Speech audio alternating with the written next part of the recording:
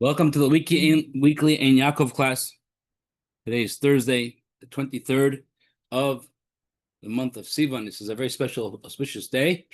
This is the day that King Achashverosh, in the story of Purim, told Mordechai and Esther that you can write the new decree to override Haman's decree. And it actually says in the Megillah today's date, third month, which is the month of Sivan, the 23rd of the day. And what was the instruction Achashverosh gave his officers? We should make the decree, write down whatever Mordechai says and Esther say you should write.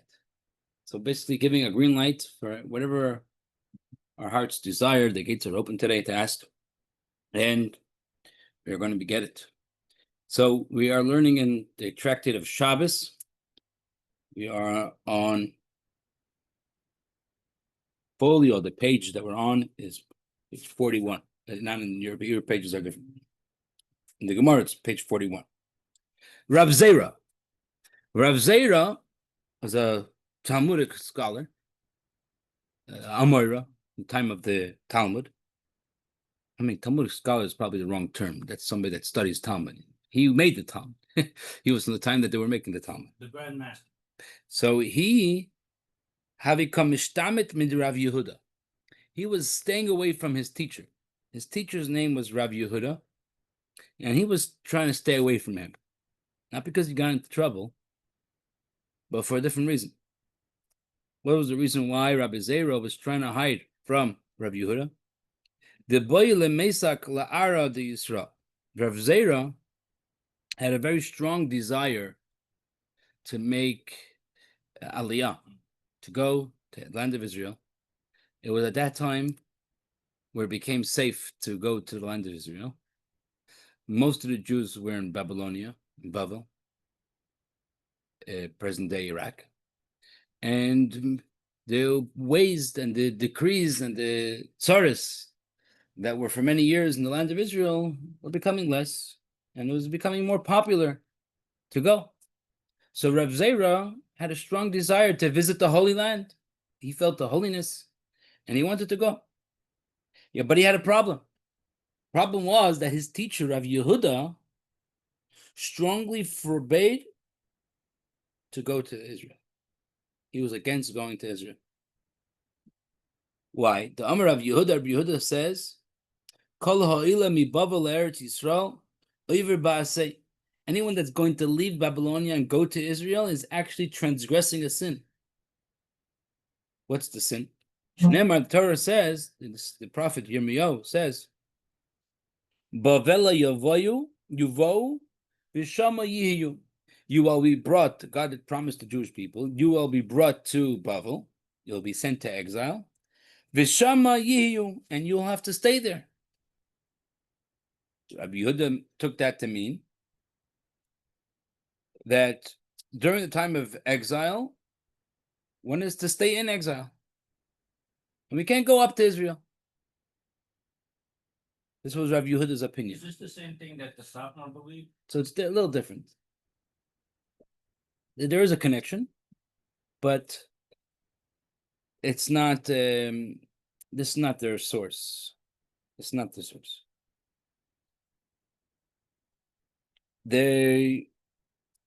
What does Rabbi Zera say? He was a student of Rabbi Yehuda.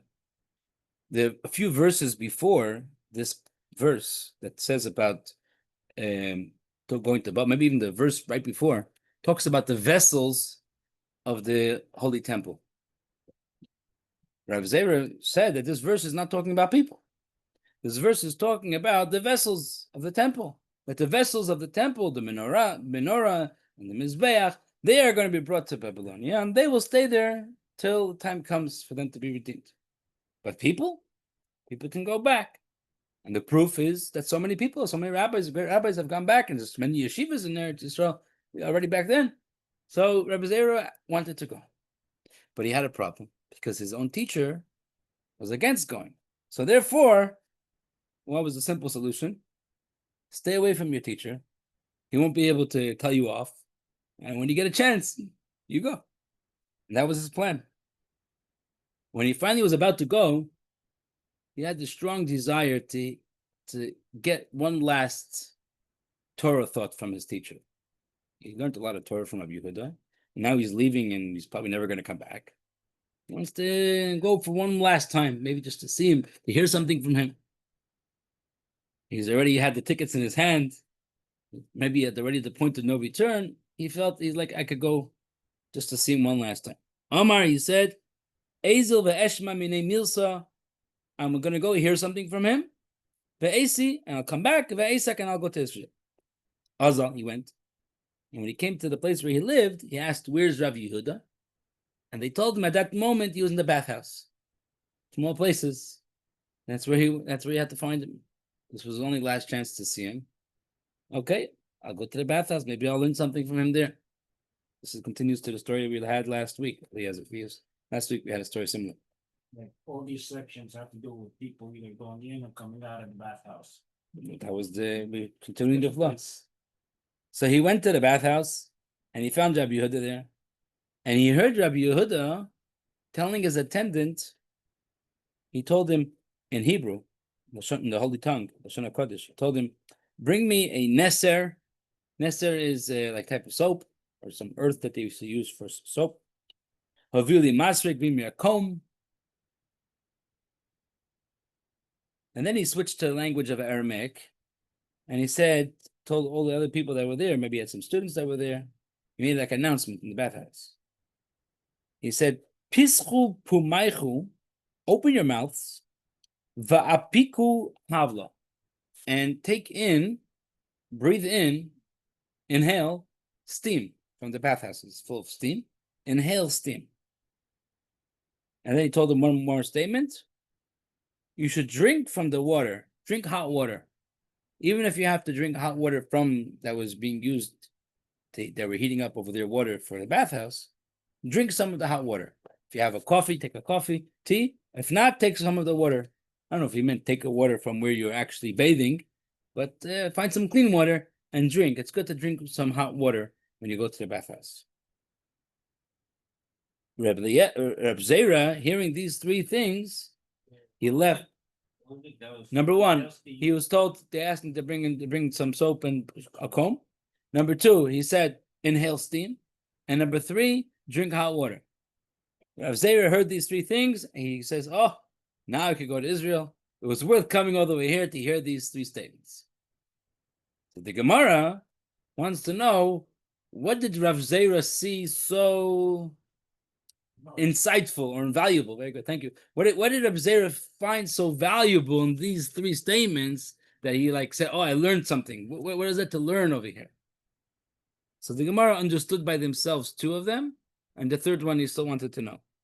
The first one, the fact that he asked to bring the soap and the comb, he used the holy tongue.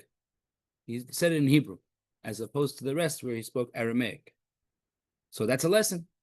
The lesson is that you're allowed to speak Hebrew, even though it's a holy language. You're allowed to speak Hebrew in a bathhouse. That's a law. It's actually brought down in Shulchan Aruch, the Code of Jewish Law, that you might think that you cannot speak that language in the bathhouse because it's an impure place, and you're speaking a holy language. Lashon HaKodesh is called a holy language. In English, they say the holy tongue, right? Because Lashon means tongue, but it really means the holy language. So you're allowed to speak Hebrew, Lashon HaKodesh, in a bathhouse. That's a law. And he learned that from his teacher now. That's why he appreciated it. The second statement, where he said about the steam, open your mouth and inhale steam, the Gemara also understood what that is. Shmuel, like the master Shmuel said. Shmuel said, steam chases steam. It's very healthy for a person's body to release sweat.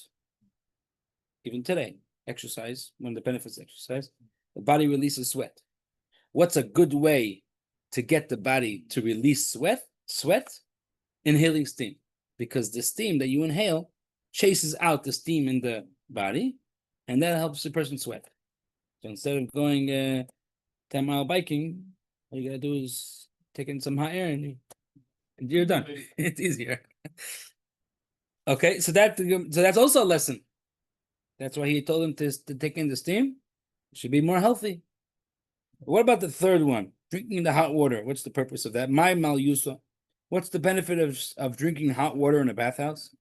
So the Gemara answers, we learned it somewhere else. It says somewhere else says the following: Ochal v'lo shasa. If someone's going to eat, in general, someone's eating, but he doesn't drink, achilasei dam. His food is considered blood. What does it mean? His food is considered blood. If someone eats with it.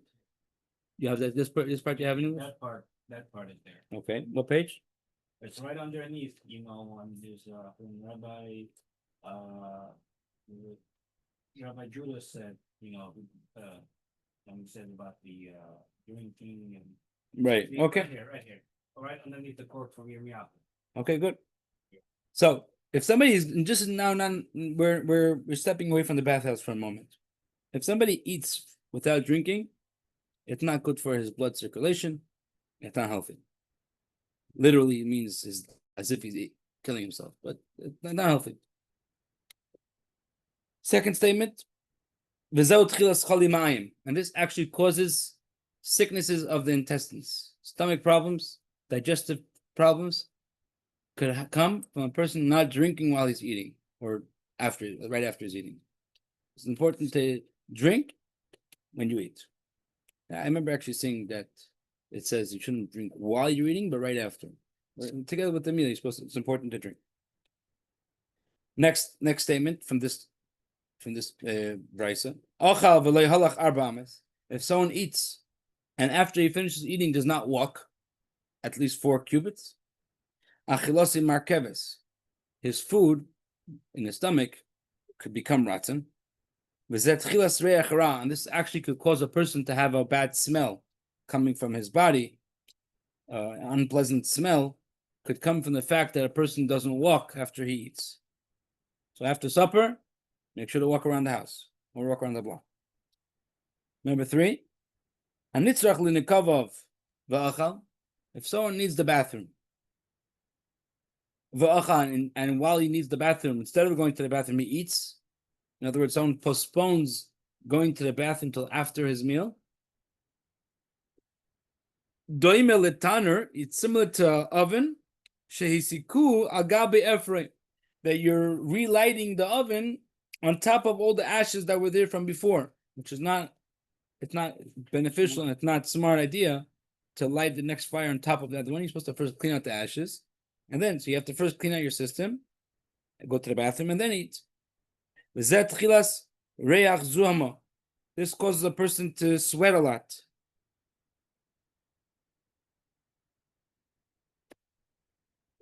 And also his body becomes dirty.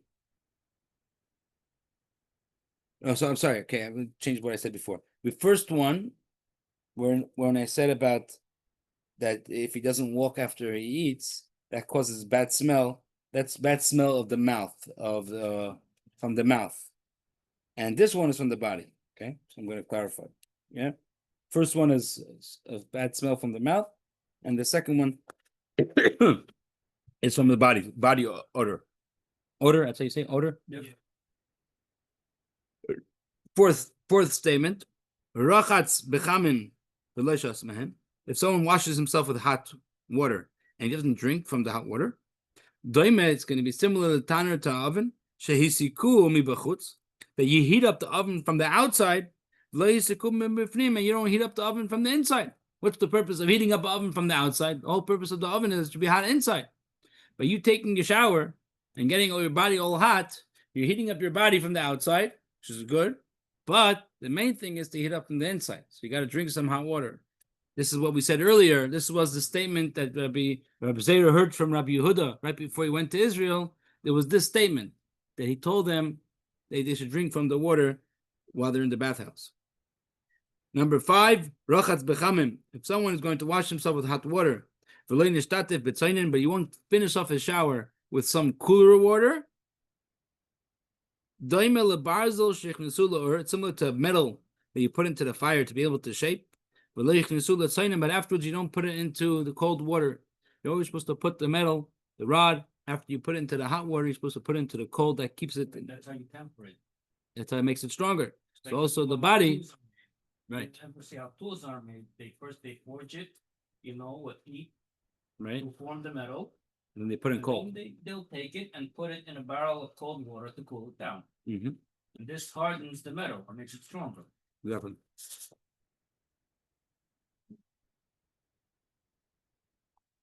So if someone takes a shower, in order to harden his body, after you finish the shower, you put some cold water on for a little bit. And last one, rachatz v'lo yisach, someone that washes his body doesn't put oil on. Those days it was common to pour oil. These days people put perfume, deodorant. In those days they used to use oil. If someone doesn't put oil, it's like you're pouring water on top of a barrel, but it's not going to go in. The oil is what penetrates the water inside. I don't know at what point it stopped the custom of oil. Is it still done somewhere in place in the book? Well, it wouldn't work, Why? because if you oil up before you take a shower, the water's just gonna run off your body. No, I'm saying in general, people still oil themselves these days? Yeah. Like essential. I would say. No, but that's for smell. But like to smear oil, like as a Yeah, soap or like a there's- lotion. There's People do that. oil in it. Like there's oil in it, for example. Maybe lotion. People do lotion these days. Lavender is an essential oil, and it would be put into a shampoo, and women would use it in their hair. So you're Or saying something these like days that. we have shampoo instead of oil. Okay. No, we have oil in In the shampoo. right, I get what you're saying. The Okay. oil is used to make all these fragrant things. Right. So we do have oil. It's just Right. Okay. You gotta read the tiny As an print. ingredient. Right. Yeah. We have some people that lotion their whole body after the shower. Yeah. And that's where this idea is. Sach literally means smearing. So they smear lotion. I think black people use some kind of oil, They do. especially from Caribbeans, they. They have that custom. Okay. So it has a Talmudic source. Okay. The suntan lotion. Moving on to chapter number 4 of Tractate Shabbos. Okay. This is not so much stories over here. We're going to finish it by next week. Rabbi Yanai said, Tefillin tzrichin guf naki. One must have a clean body in order to put on tefillin. In those days, they used to wear tefillin the whole day. But not only people that are on a higher level should wear tefillin the whole day. People that are able to contain their bodies to keep a clean body, like it happened with Elisha, which had the name Baal Kanafayim, the master of wings. What does it mean that you should not sleep? You should have a clean body. So we have two opinions. What does it mean to have a clean body?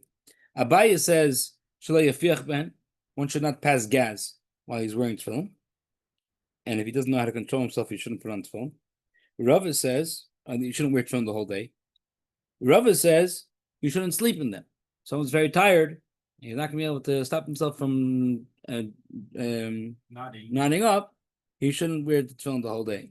It's actually because of these reasons why these days we don't wear tefillin the whole day anymore, because we're not in control of our bodies as much. Both? The whole day. They used to wear tefillin the whole day. No, this and this. Yeah, both. They used to wear the whole day, both. These days we're not so much in control of our bodies, so we don't do it anymore. Now, we mentioned over there the name of Elisha, that he was the Baal Kanafayim, Elisha with the wings. Who's that guy? What's the story? Why is he called Master of Wings? So now we have a story. Shepam achaz gozra malchus Edom gzeira al Yisrael, the wicked nation of Edom, which refers to the Romans, made a decree on the Jewish people. Shekol hamaniach tefillin, anyone that's going to be caught wearing tefillin, yenakru esmoichai, they're going to puncture. Is that what they say in English? Puncture? Yeah?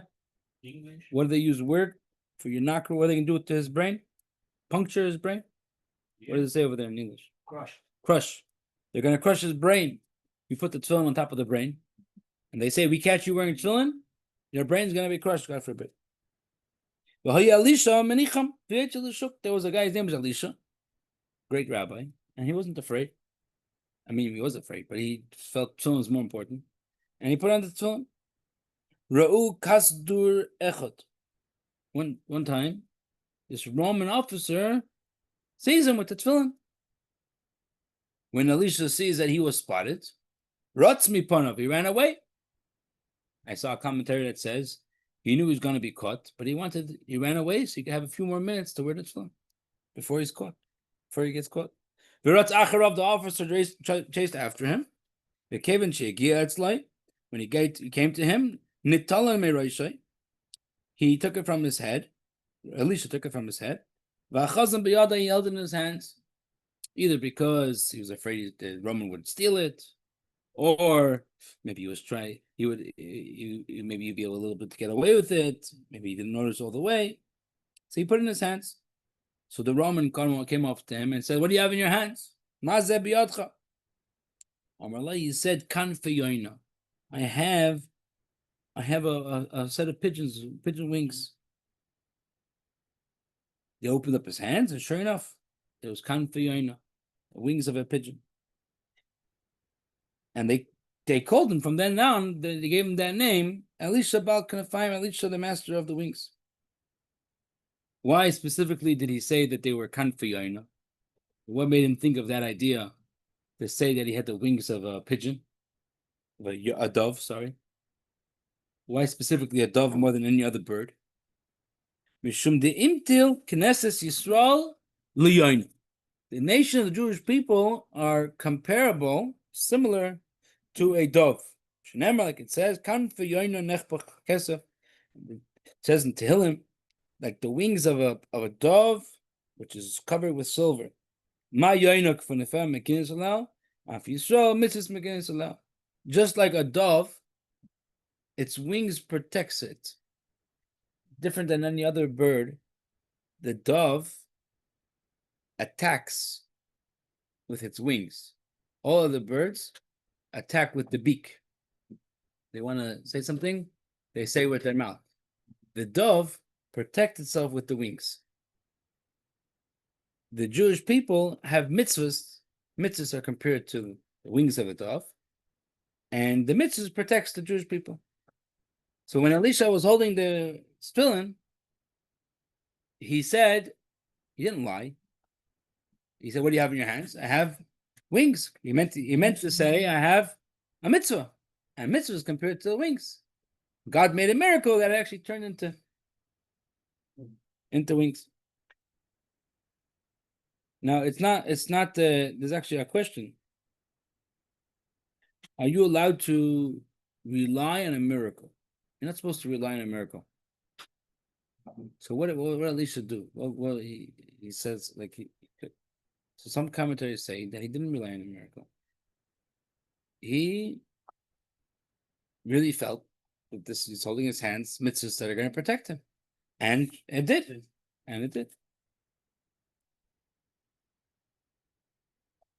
Okay, we're going to move on now to the next piece.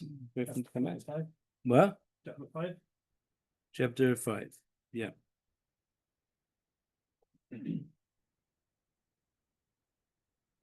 Actually, we have some people, just before he comes back, some people have a custom, and they wrap their tefillin. So they have the box of the tefillin, you take the straps, and they wrap the straps around. Maybe you do it on, you don't realize. So you put one strap on one side, and the other strap on the other side. Right. So you end up having, it's called kan feyoina. So two wings of a yarn. see, that makes sense actually. That's where it comes from. That's where the custom comes from. Some people do it for both head and the head tefillin and the hand tefillin, and some people just do it with the head, because this story happened with the head tefillin. I do only for head like this. Right. So that's what it's called, kan feyoina. You're gonna wrap up your tefillin with like two wings of doves, and it comes from the story.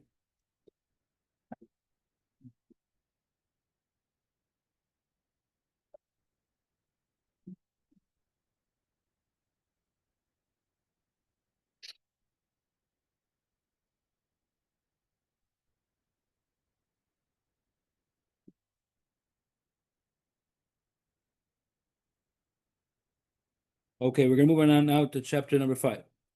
Yes, what a fun chapter that would be. Why? Have you read chapter 5? But you peeked ahead. You're not allowed to peek ahead. Okay. Ma'is Tan Rabban, the masters have learned. Ma'isa be'echad shemesa ishtay. A story about a certain individual that his wife passed away, ve'enicha ben linaik, and he left a son that needed to be nursed. He didn't have any money to pay for a, let's call it wet nurse, on someone to nurse the baby. What was he going to You do? know these things by now. The baby was hungry. Nasa lenes, miracle happened to him.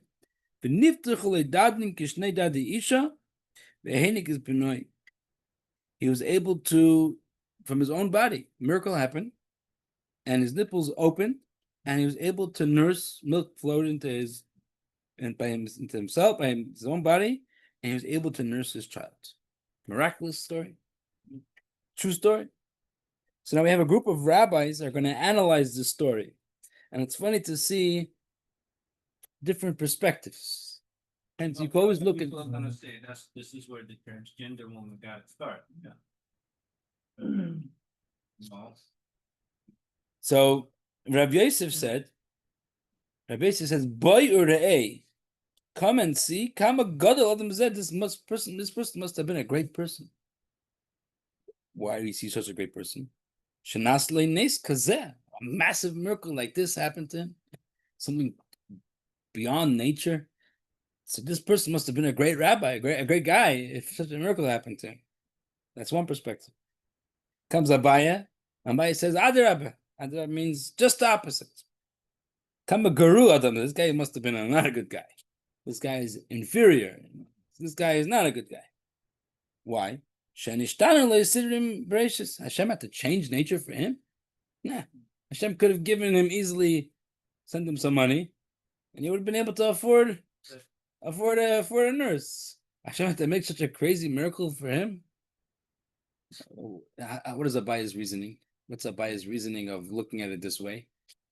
Abaya says Hashem, it's a beautiful explanation. Abaya says the following. Hashem made the world a perfect world. Hashem made that women are supposed to nurse and men are not supposed to nurse. That's the way God created the world. That's the way it's supposed to be. We're not supposed to change it. I tell those people. They're not supposed to change it. It's perfect world. Just because medically, I'm adding in on my own, just because medically might be possible to do changes, that's not what Hashem wants. If Hashem wanted a world that was different, he would have made it different. Hashem made a perfect world. So Abaye says, this guy, if Hashem had to change the world because of him, something wrong over here. Don't look at it and say, wow, so amazing, such a miraculous thing. Abaye says, no, it's not miraculous. This is sad. It's a sad thing. This guy had no merit, or if he maybe had very little merit, that Hashem wasn't even able to give him a couple dollars. Hashem had no choice. The only option he had was to give him he should be able to do it himself. So it's completely, totally opposite perspective. However, the first rabbi, Rav Yosef, he was actually blind. And a blind person takes everything else, takes in the world, like everything is a miracle. Everything happens in the world, he's hearing everything. And everything of him is miraculous. Everything that he hears is special.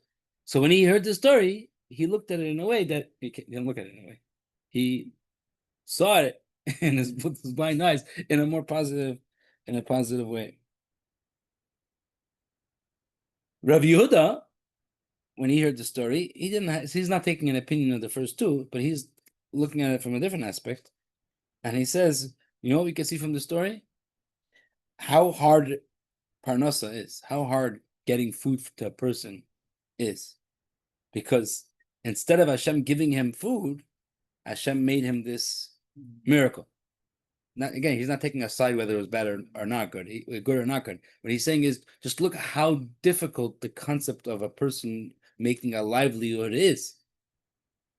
This person was not able to get livelihood, and this is what had to happen. And Rav Nachman says, it's a good point, true point, what Rabbi Yehuda says, the misrachesh nisa leiver mezayna. And this is an interesting point. There's so many miracles happen on a daily basis. It's happening now in Iran. Miracles after miracles. They just take out the people from the hospital and then the missile hits there. And it is nonstop miracles happening throughout the world. Massive miracles. But how often does it happen that a person is hungry and he's needs food, and all of a sudden Thank a sandwich pops up in front. Does that happen? Very, very rare. There are a few cases where we find that someone had some wheat and it became more. Elisha, and not Elisha, Eliyahu Navi, Elijah the prophet, had a bird bring him food from the other side of the country. But actually, that falls down from heaven, besides the man and Shemayim, man the midbar was an exception. But just food comes, you don't find. Why is it so? Because parnasa, food, livelihood is difficult. Even for God, I can't say even for God, but the way God set up the world, so to speak, even for him, this is considered a difficult thing. I saw some commentaries that give explanations because things growing is the closest comparable that we have to God creating physicality. Everything in the world is made in the language of Kabbalah and Chassidus. Everything in the world is made yesh miyesh, something from something. Anything that a person is going to create, any invention, any new thing he's going to make, it's taking something and changing the form, making it better, taking from a wood, making it into a table, taking from even electricity, all these things, you're taking things that exist and making it into a different existence. However, physicality, when it came in the beginning, when Hashem made the physical world, he made it something from nothing. There was no matter here before that Hashem was able to make this world from that matter. But there was space. There was no space because space was also created by God. So there was no matter. They always say about the Big Bang and everything. Oh, no, I'm not talking. I'm just talking about like there's just darkness, emptiness. Okay, Hashem had to make the first something. If you consider, there's an argument if darkness was created or not, but the first something had to be created. That first something came from nothing. So the first something came from nothing, right? Now, where in this world do you see this concept of something from nothing the most? In this world. In this world, right now. If you wanted to explain to somebody, what does it mean, something from nothing? You want to give them an example. Now, you can't really give them an example because nothing in this world doesn't exist, something from nothing. But if you want somebody to understand something, you need to give them a parable, something that he could relate to, something you see something similar. So what is the most similar thing that we have in this world where we have something from nothing? It's a bread. Where do you see that? When you plant something in the ground, so you're actually taking something, seed, but what comes out from the ground is not that seed. Some fruits actually grow from the seed, but most seeds, and according to Chassidus, all seeds, they decompose. I don't know if in science it's like this. I didn't learn in biology, but I learned it in Chassidus. It says the seed that you put into the ground decomposes. It just disappears. But it generates from the power that the earth has. Inside the earth, Hashem put a power of growth, of growing. That seed wakens in the earth the power of growth and comes out a tree, a plant. You can see that with an onion. If you take an onion and you leave it alone, a scallion will grow from it, and the onion itself will shrink in order to feed the scallion's growth. Right. So that's something from something. Right. So you take an apple seed, tiny little But seed. the concept is very similar. The seed, goes to be the larger plant as it Right. grows. Right. So you put a tiny little apple seed. Yeah. You put it in the earth. It gets wet. It starts decomposing. It becomes rotten. The seed rots. Yeah. That causes a little flower to come. I don't know if in biology it says More or less, yeah. if it comes from that. Does it come from the seed? And some fruits you can see clearly that it comes from the seed. Well, Like a strawberry, as it seeds on the outside. I know. But I'm saying, let's say Yeah, avocado Yeah. or certain seeds, you see that the plant actually grows from the seed. Yeah. But apple, I don't know, apple seed, I don't know if Disappears. it disappears. It rottens eventually. It rottens completely. So where's it coming from? There's something inside the seed that gives the power. life, Okay, so what it's It was inside and earth together. right. So it's a power, but it's almost nothing. So this is an example where Yes, we right. see something from nothing. Not really nothing, because only Hashem could do it. But this is the most similar thing that you could take almost something, almost nothing, and make a full tree. And what does that tree have in it? Hundreds of apples every single year, and each of those apples have Seed. many seeds. So from one seed came Thousands. thousands. And it's not even from the seed. It's from the seed that rot and almost became nothing. So in food, you see this concept of something from nothing more than it is. That's why for Hashem to make all of a sudden a miracle that's going to come, food, it's not this, it's different than other things. Well, I just looking in Svarim. I don't know if that's the real reason. We've been planting people in the ground for years. We got nothing from it. There's a joke about that. Baby powder, you know that? Oh yeah. You know the joke? Somebody goes to the grocery store and he sees a box and it says potato powder. Oh yes, the guy from So the he whole goes, country. yeah, I'll get from all the country. He goes to the guy in the store and says, "What's this box?" So he says, "This is a new invention. You mix the powder with water, and you get mashed potatoes." Wow, never heard of it. Goes a little further and he sees another box. What was the second thing? Yeah. Onion powder. What's this? Mix it again. And then he goes to the next aisle and he faints. What did he see? He saw a box that says baby powder. Imagine you mix it with water. Yeah. Okay, so we're gonna stop over here. And we're gonna continue with Hashem next week. Oh, well, we have one more story. Tell Rabban, the rabbis I learned. There's a completely new story. The only connection is we had a person. The story before was about a person that his wife passed away. So here's another story. There was a person, story that happened to the person. Shanasa Isha Gidemis. He married a person, a woman, the Gidemis. What's a Gidemis? Eliezer? What does it say over there? One hand. Missing a hand. The only one-handed woman. You have that story? What page is it? 142? It's on the bottom of 141. No. Yes, that's What does it say? One-handed person? It's a one-handed. One-handed woman. Until the day that she passed away, he never realized and never recognized that she only has one hand. So now we have the same type of thing. Let me guess. She had one hand and he was blind. No, he wasn't Yeah. blind. So now we have again two rabbis that analyze the story in two different ways, but they're both of them positive. Rabbi Yosef said, he's the same Rabbi Yosef before. He says, "Wow, this woman must have been really, really modest. This woman must have been so modest that they lived a full lifetime together, and she never revealed to him that she doesn't have, that she always kept her hand covered." I remember that Rabbi Chia said back, that's not something special, that she covered her broken hand, missing hand. It's nothing special. You're giving the credit to her. How modest is this man that he never took a look at how his wife looks? So again, it gives us our different perspectives, looking at different ways. All right, we're gonna stop over here. So who's right?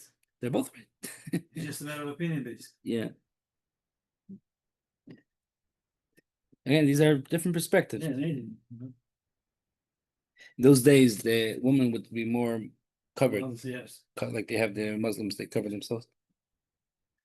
Some people think that exposure is more like more free, but people appreciate modesty is really Yes. more covered.